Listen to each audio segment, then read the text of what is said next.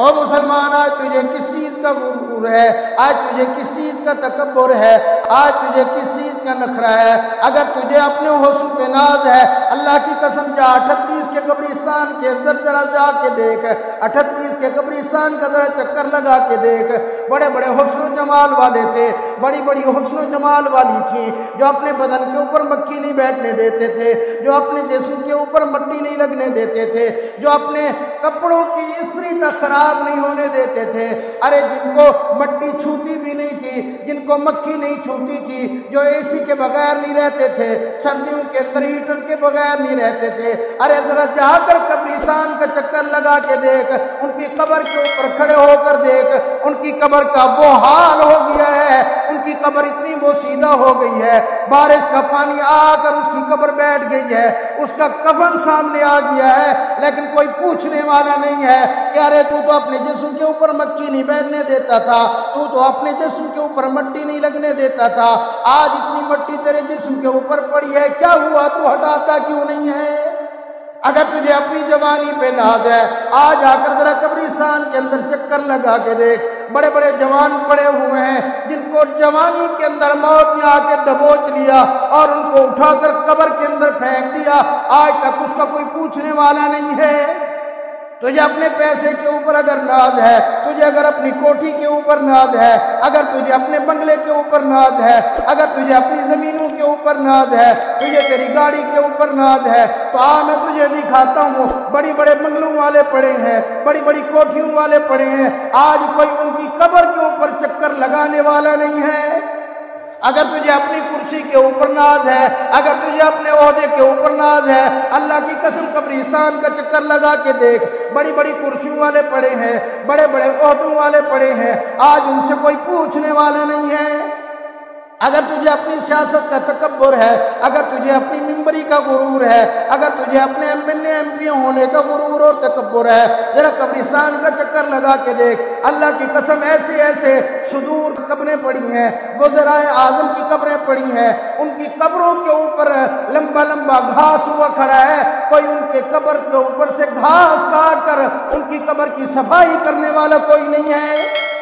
آج تجھے کس چیز نے مس کیا ہے؟ آج تجھے کس چیز نے غرور کے اندر ڈالا ہے؟ ارے تو اپنی اوقات دیکھنا چاہتا ہے نا کہ میں بڑا آدمی ہوں، میں اتنا بڑا آدمی ہوں، لوگ مجھ سے سفارش کرواتے ہیں، میں تو MNA کے پاس سفارش کرتا ہوں، میں تو MPA کے پاس سفارش کرتا ہوں، میں تو بڑے بڑے وزراء کے پاس سفارش کرتا ہوں، میری تو تھانے کے اوپر بڑی چلتی ہے، میری تو عدالت کے اندر بڑی چلتی ہے، میرے پاس باہر لوگ لینوں کے اندر کھڑے ہوتے ہیں۔ ارے اس دنیا کے اندر، اس جھوٹی دنیا کے دھوکے میں نہ پڑنا۔ اگر تو اپنی اوقات دیکھنا چاہتا ہے، اگر کوئی اس علاقے کا بڑا آدمی فوت ہو جائے، اس کے فوت ہوتے ہی تو اس کے گھر کے اندر پہنچ جانا، ذرا دیکھنا کہ اس کو کفن دیتے ہوئے، ذرا دیکھنا کہ اس کو غسل دیتے ہوئے وہ کتنا محتاج پڑا ہے۔ ارے اس کے کپڑوں کو کاٹ کاٹ کے ڈالا جا رہا ہے، ذرا قریب ہو کر کھڑے ہو کر دیکھنا کہ جن کے اوپر وہ جان لٹایا کرتے تھے ان کے بیٹے، کیا اس کا بیٹا اس کے اوپر پانی ڈال رہا ہے؟ کیا اس کا بیٹا اسے غسل دے رہا ہے؟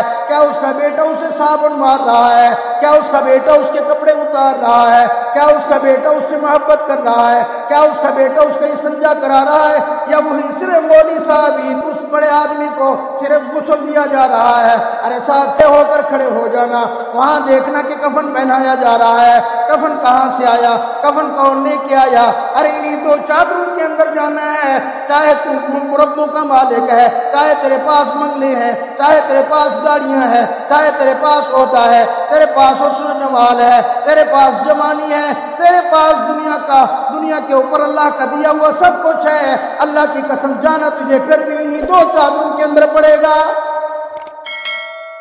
تجھے کس چیز نے دھوکے کے اندر ڈالا ہے؟ وہاں ساتھ کھڑے ہو کر دیکھ لینا کہ ان کے جسم سے جو کپڑے اتارے ہیں وہ تبرک کے لیے کوئی بیٹا رکھتا ہے، وہ اپنے پاس برکت کے لیے کوئی بیٹی رکھتی ہے، یا ان کو یوں گٹھری بنا کر ایک سائڈ پہ رکھ دیتے ہیں کہ جب جیسے ہی میت اٹھے گی ان کو اٹھا کر پھینک دیا جائے گا۔ ارے تو اپنی اوقات دیکھنا چاہتا ہے؟ تیرا بھائی فوت ہو جائے تو ذرا جا کر دیکھنا، تیرا بھائی جس پیالے کے اندر اس نے آخری وقت پانی پیا ہے، کیا اس کی بیوی اسی پیالے کے اندر پانی پینے کے لیے تیار ہے؟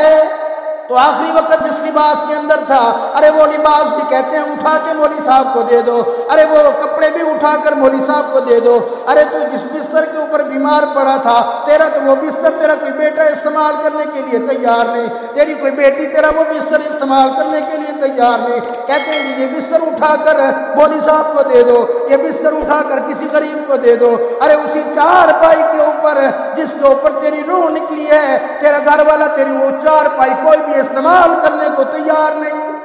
ہم نے بڑے بڑے جنازے اٹھتے دیکھے ہیں، ہمارے علاقے کے اندر ایک بہت بڑا آدمی فوت ہوا، M N A M P level کا آدمی تھا، جب وہ مر گیا، فوت ہو گیا، ہسپتال کے اندر اس کی موت آئی، وہاں سے جب اس کی میت آئی تو اس کو گرمیاں تھیں، اے سی والے کمرے کے اندر لے کر اس کی میت کو رکھنے لگے، اس کی گھر والی نے کہا نہیں نہیں اس کو اے سی والے کمرے میں نہیں رکھنا، یہ میرا کمرہ خراب ہو جائے گا، ارے مجھے میرے بچوں کو اس کمرے کے اندر پھر ڈر لگے گا، میت کو باہر رکھو، میرے اے سی والے کمرے کو خراب نہ کرو۔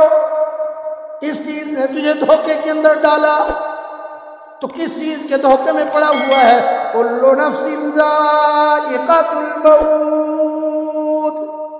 ہر ایک کو موت نے دبوچ لینا ہے، اور جب تو فوت ہو جائے گا وَإِنَّمَا تُوَفَّوْنَ أُجُورَكُمْ يَوْمَ الْقِيَامَةِ،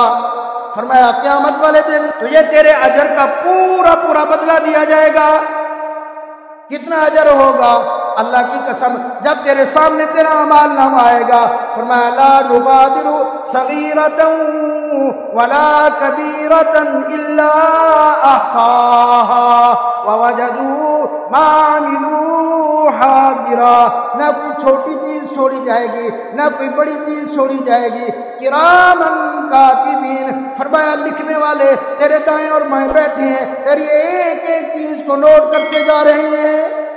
تیری گاڑی ہے تو کامیاب نہیں ہے، تیرے پاس بنگلہ ہے تو کامیاب نہیں ہے، تیرے پاس کرسی ہے تو کامیاب نہیں ہے، تیرے پاس سیاست ہے تو کامیاب نہیں ہے۔ اللہ کا قرآن کہتا ہے کامیاب تو وہ ہے فمن زحزح عن النار، جو جہنم سے بچ گیا، جو آگ سے بچ گیا، جو عذاب سے بچ گیا، زحزح عن النار وادخل الجنۃ فقد فاز، فرمایا کہ کامیاب تو وہ ہے جس کو جنت کے اندر داخل کر دیا گیا، پس وہ کامیاب ہو گیا۔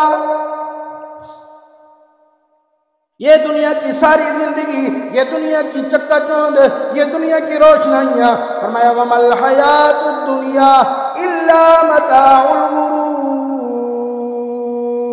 فرمایا یہ دنیا کی زندگی دھوکہ ہے۔